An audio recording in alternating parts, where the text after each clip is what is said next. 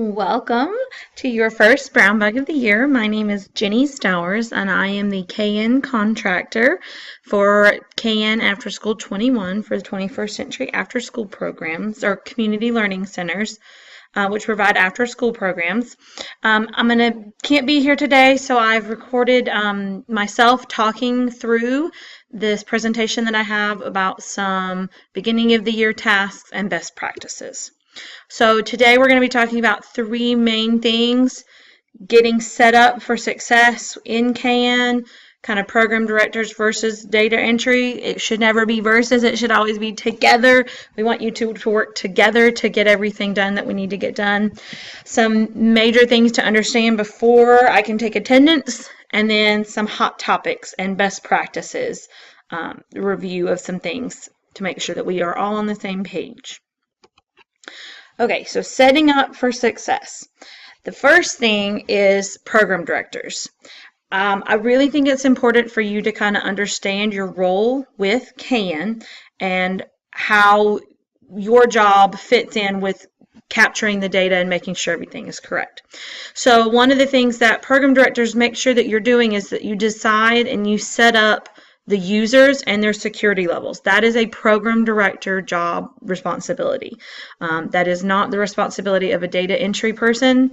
And then your job is also to assist your data entry staff if you have data entry staff. And if you don't, I hope that you get some soon, or if you will become the data entry staff.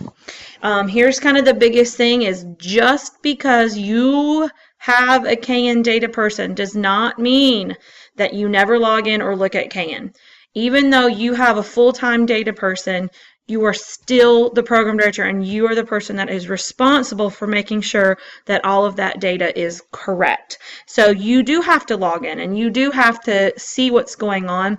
And the other thing is, the number one issue with not being able to quickly resolve things with brand new data entry people, a lot of times it's because they don't know the answers, because it's kind of above their pay grade. A lot of the things that we have to put in Cayen when we set up are questions for a program director to answer.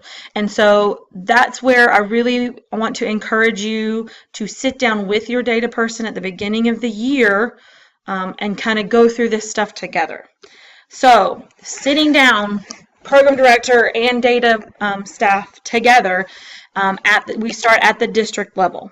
Okay, and one of the things that how Cayen does is they work left to right. So when you log in and you're on the home screen, you see these lists here on the right, and then in kind of the middle of the page there's all these tabs. And Cayen operates left to right, so we have to take care of the things over here on the left before we can be able to enter stuff and do stuff for these tabs further down.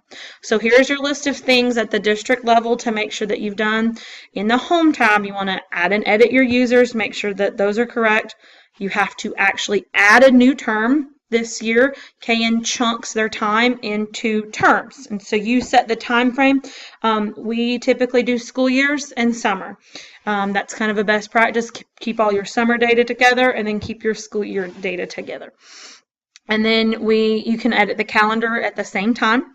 And then you have your district grantee maintenance tab. You'll click on that, and that's where you're gonna enter objectives, and you just kind of click through the things on the left, on the menu tabs on the left, and make sure all that information is correct. That's contact information, address, and phone number, and email, and all that kind of stuff. The other thing is we have to set up, if you set up grade scales at the district level, you have to set them at the district level so that later on you'll be able to enter grades for at the middle of the year and the end of year report.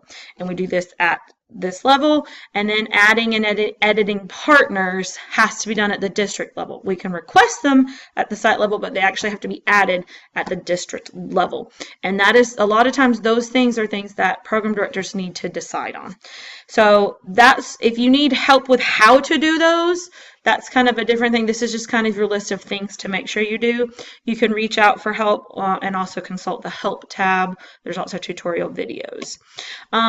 So next, we finished those tasks and we're moving on to the site level.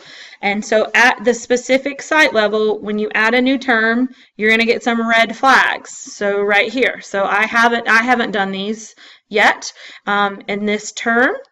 And so these are red because I haven't done, that means I haven't done something that I need to in those tabs. So while you're still together, you're going to click on them and you're going to go through them. At the site level, these 4 areas are what's required. Site staff, you have to enter them or pull them forward from a previous term and then put their APR info, which is, you know, what kind of staff are they paid? Are they not paid? Are they volunteer? Are they administrators? Are they teachers? So that kind of information.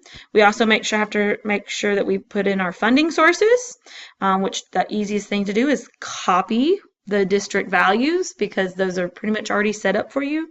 If you don't see the ones you need, that's something you would reach out to me to help you with. Then partner contributions, you have to have at least one partner with something before that goes away. If you copy from a previous term, just please be aware that it copies the values too, so you'll have to edit those.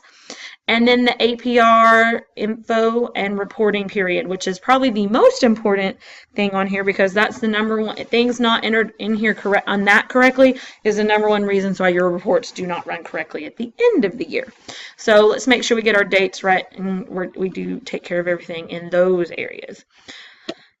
And then, so that's kind of the setting up stuff. I didn't go over into how to do any of that, but if you need help with that, that's what you can reach out for individualized help for that. I have lots of instructions. So now, that's the biggest thing that everyone wants to use Cayen for is taking attendance, because that's what we use it for. But before I can ever take attendance, there are things that I have to do. So this right here, we talked about how we go left to right. So we've talked about the home tab. We've talked about the site info tab. Well, I have to address this tab and this tab before I am ever able to add attendance, which is down here, and you'll see. So there's 1, 2, 3 things before I get to the attendance tab. So that means that those things have to be done before I can take attendance.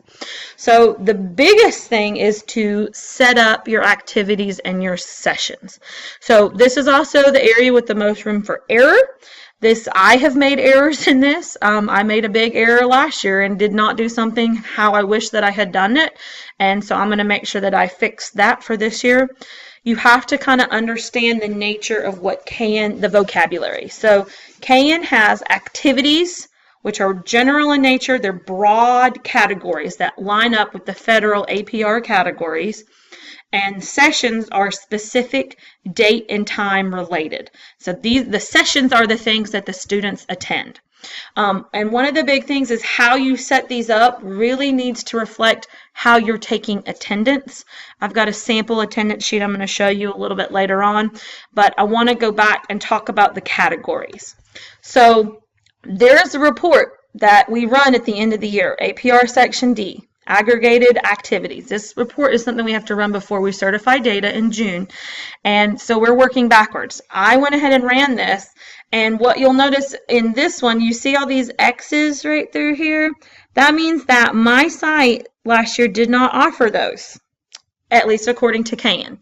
So because of the way I set up my activities and sessions, I didn't get credit for having tutoring or homework help or mentoring, which I had all of. And so it was a mistake on my part. I'm the program director. It was my mistake. So we did not have the best reflection of our program in our APR report last year. So one of the things to kind of know about is you have to know what those categories are so you can decide. So the only place you can find that is actually when you're setting up activities. And so I've typed these up. So it's a long list. So it's kind of a 2-page thing. Everything that you do will fall into one of these categories. You are not required to have everything on here. You don't have to have everything, but what you do need to have is you need to think about what you do have and make sure that you're getting credit for that. So for every one of these things that you have, you want to make sure that you have an activity set up linked to that. And then in that activity, you will have sessions. So let's go back here to this picture. So here on the left, these are the activities, and then within each activity you will have sessions. So for everything on that list, if you have academic enrichment, activity for youth leadership, whatever you have, you'll need to have an activity here on the left set up, and before you can have a session that students can attend. Okay, so you really want to think about it. And the way I kind of tell people is to think about how you're going to take attendance. What are you going to block your days into? This is a sample of one. This is actually one that we're using this year. So we're doing kind of 45-minute blocks. And so the activity, and these are separated out because these are different sessions that I'm going to enter attendance for. So I want to make sure that I've accounted for the student all the way across for every session that I'm going to be entering in for them for that day. That's just kind of a sample of how we take attendance. So that's a lot to think about, and a lot of people need help in deciding how they're going to set up their activities and sessions. So I encourage you to talk to veteran program directors and veteran data people, and also reach out to me and to other people about the best way for you to do it. So the next thing to do before you can take attendance is to register your participants. I'm not going to really go into how to do that. These are video links that you can click on to watch to learn how to do that, and you will be getting a copy of this PowerPoint. All right, so for some best practices, our hot topic, shout out for Lakeisha doing some hot topics this year. There are 4 kind of best practices I wanted to just quickly mention. These were also mentioned in July at Macon. If you were there, I discussed these. So we're going to talk about objectives first. So one of the things is to make sure that we don't ever delete objectives once they're put in there. This year is kind of second or third year of the program for many of you, and so you may have some amendments that you have to make, but I want to make sure that you do not delete any objectives. Once it's in there and it's associated with an APR report at the end of the year, you cannot delete it.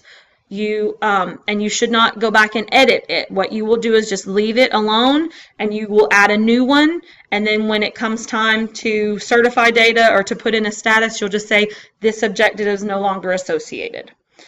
Okay, then next, for sessions, please be careful when you're setting up sessions that you don't have a lot of one-time things, like one-time sessions, because they aren't counted in your totals. So if you have a whole bunch of one-time sessions, it's going to look like you were open a lot less often than you actually were.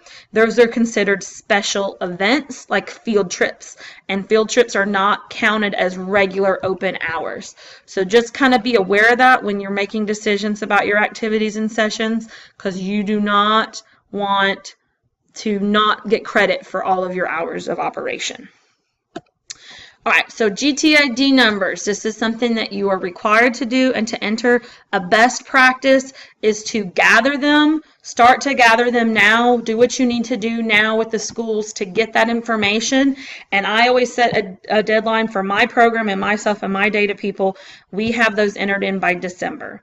And then because we have a check that makes sure we kind of check it in December, we like to enter them as we go and check it in December, and then I check it again in May and add anybody else that we missed or that started and we didn't find it and put it in there. I know that sometimes it takes a lot of time to get those, so the faster you start on it, the better. It is faster to edit GTID number information under Quick Data Entry Tools or the Search tab. And I am included in with the PowerPoint instructions on how to use both of those methods that are very like step-by-step instructions if you need assistance with that. The next is your surveys, your APR teacher surveys.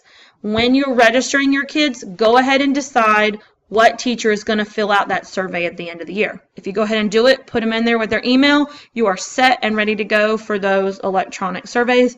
Or for the paper copies, you'll know who you're going to give it to at the end of the year. It makes gathering data at the end much faster if you enter it in now.